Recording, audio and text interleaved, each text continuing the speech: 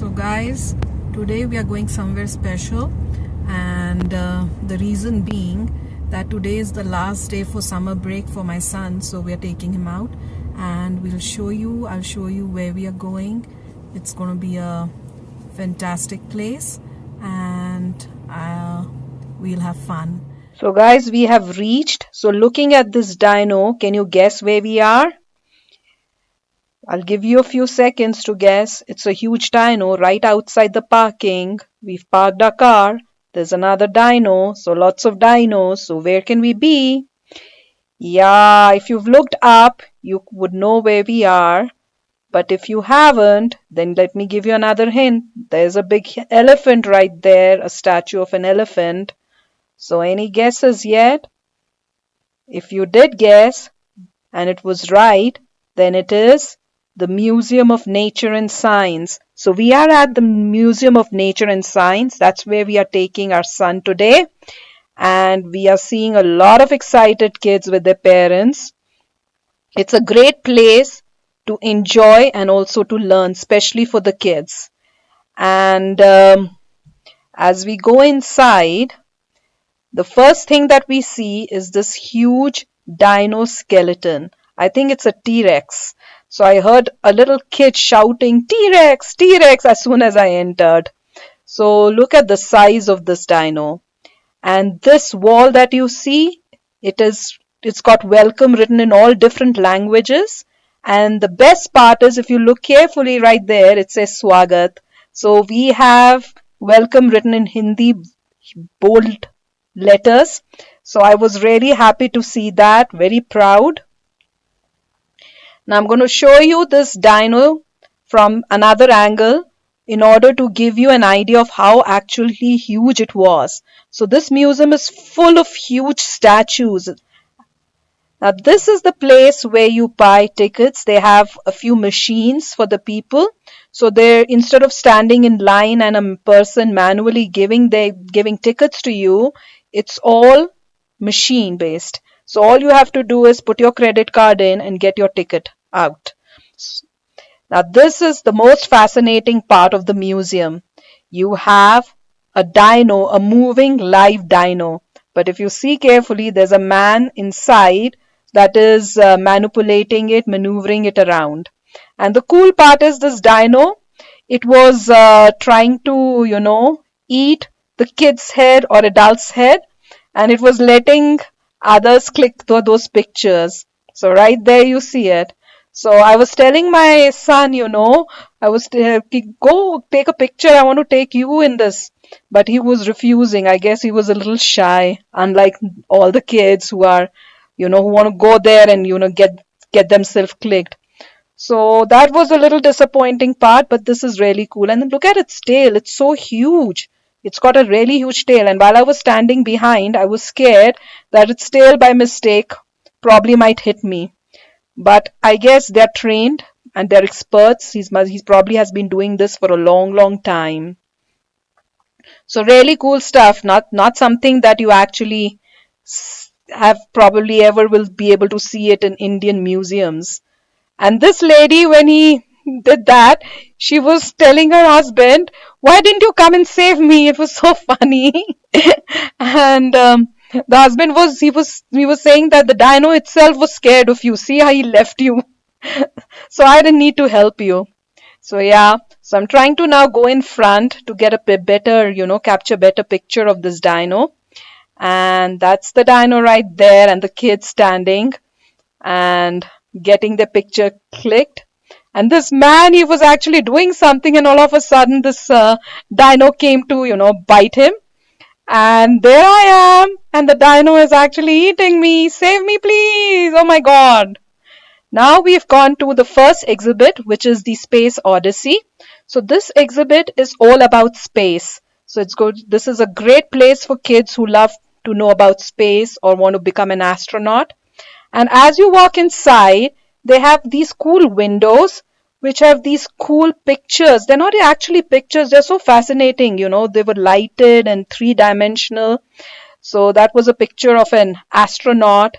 And then there's this cool picture, which I wasn't able to figure out what it is. It looks like a rover.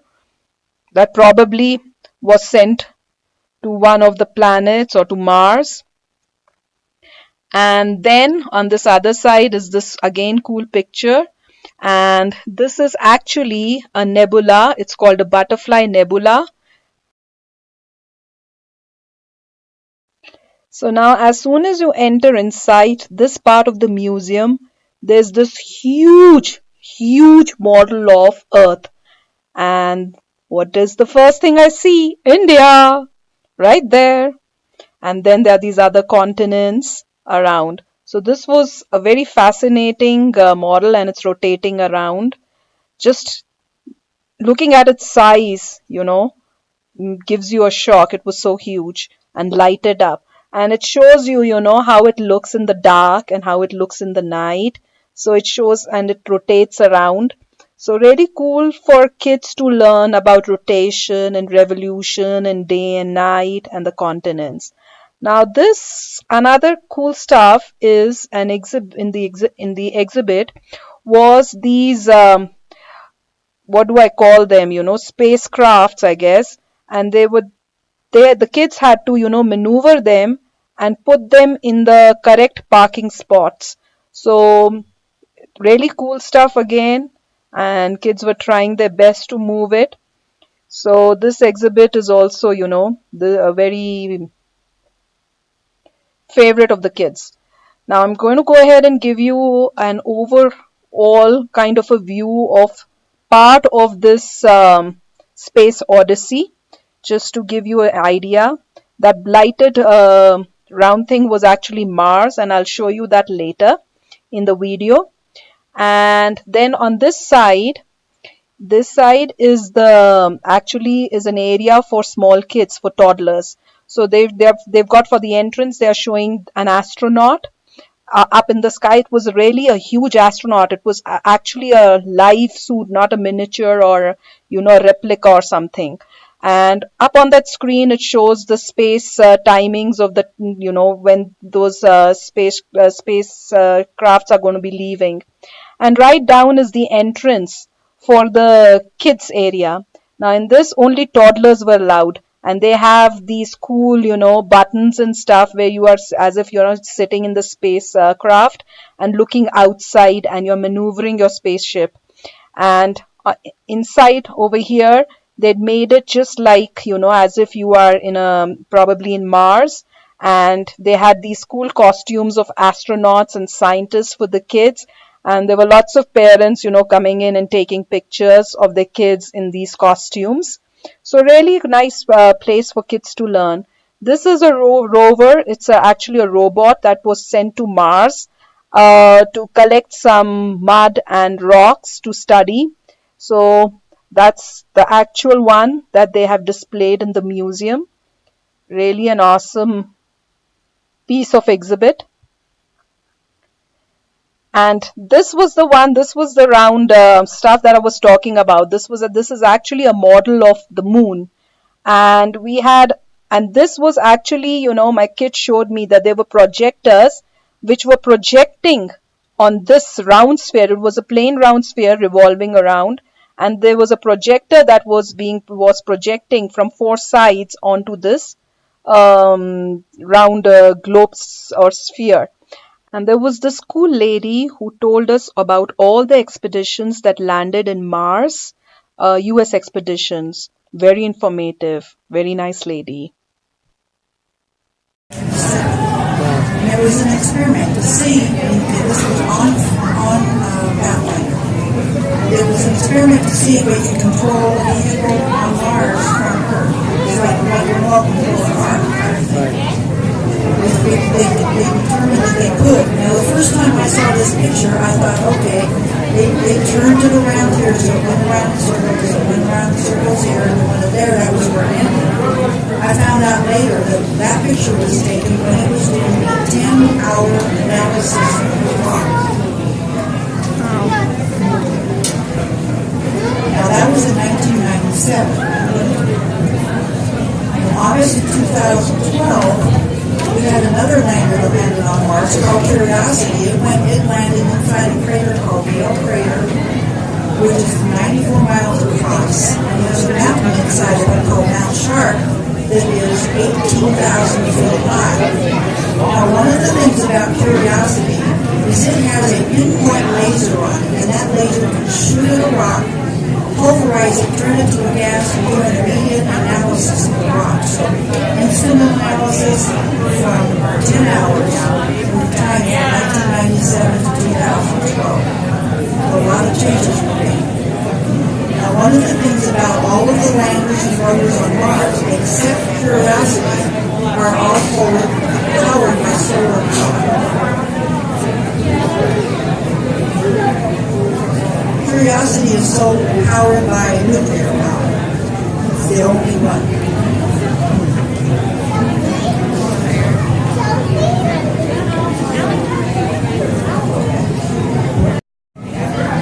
That's 1997.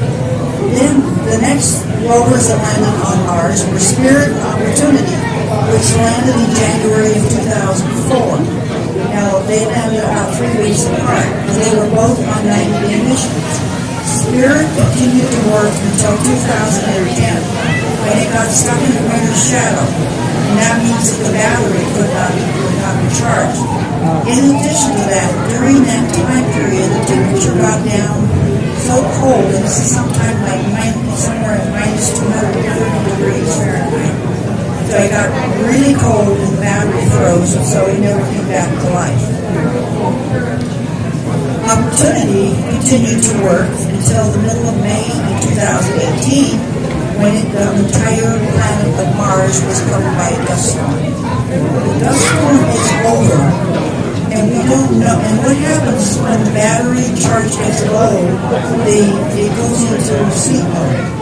And periodically it wakes up to see if the battery has been charged. If not, it goes back into sleep mode. And it can do this for an extended period of time. But now, as I say, Opportunity was working until about the middle of May in 2018.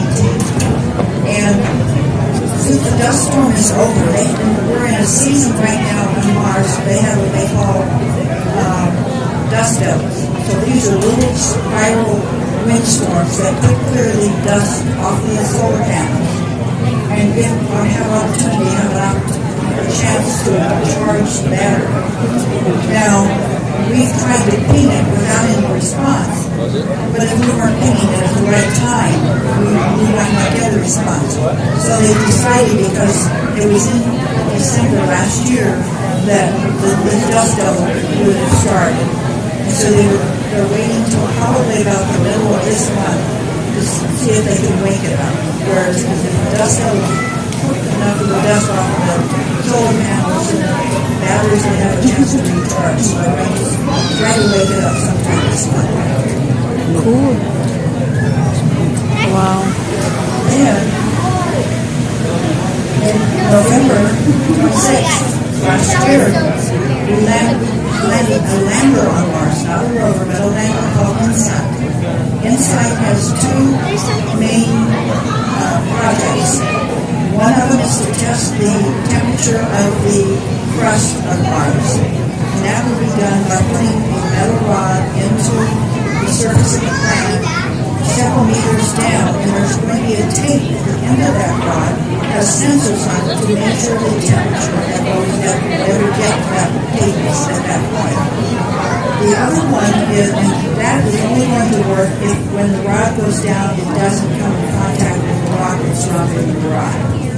So that's something because they tried to find a place to land this lander down so that the surface is pretty smooth and pretty smooth without a lot of rocks. The other experiment on there is a seismometer, which is so sensitive that it's going to be able to tell any seismic activity, Mars-based, not just Mars-based, or any activity on the entire planet. And to give you an idea of how sensitive that is, it was built here in Denver.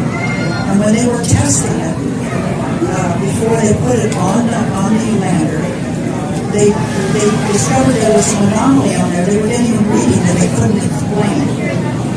Well, it turns out that what was causing that that reading was the waves crashing upon the shore in California. So that gives you an idea how sensitive it is. And when with Mars being half the size of Earth, then that size model is going to be able to test any Mars probes for seismic activity on the entire planet. And it didn't have to go very deep. I'm not quite sure how far, but it didn't have to go very deep to find ice. Then there's also ice at the South Pole, only this is part of the outside ice. Next, we went to the school place where they had these magnifying machines, telescope kind of stuff that, kids could look into and see. So my kid is trying that. He's looking at it. He's using this magnification. And he was telling me he's trying to look at the TV that is at the very end next to the entrance and see what it's showing. So great learning place for kids, as I was telling, very informative, and they get a hands-on experience. Now this is another cool place where we had astronauts actually come in.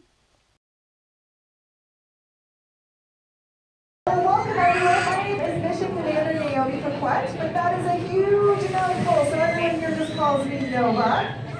Hello, I am Mission Specialist Gene Schumann. That's another mouthful, so everyone here calls me Nike. Awesome, so we've got Nike out here. This is her first time on the surface. She is our flight surgeon, a very important role here on our mission, keeping us all safe and healthy. So this is her first time out of the surface. She's been spending all of her time getting that med lab set up in our hab. So we're going to kind of teach her the ropes out here and see what it's like to do some chores and some experiments out on the surface. But we would love to hear questions from you. We've been talking to the same group of people for 9 months. So we'd love to hear fresh voices, fresh jokes. My name is Tina, has a microphone. That's the only way I'm going to be able to hear you though. Because we've got such a thin atmosphere on Mars, plus all this glass and my spacesuit in the way. So that microphone allows us to communicate back with you. Absolutely. Well, thank you so much. So after feeding our brain, it was time to feed our tummies. And this is the eating place in the museum. So when you're hungry, this is the place you come. And on the other side are all the restaurants where you can buy your food. And there I am eating my sub, really hungry and excited to finish it fast so that we can go and see the rest of the exhibit. And hope you guys enjoyed my video. And I'll go ahead and show you the rest of it in the next part. So stay tuned and do hit the like button and subscribe to my channel. And do please also hit the bell icon because it is going to notify you when I, post the next video. And till then, take care. See you. Bye-bye.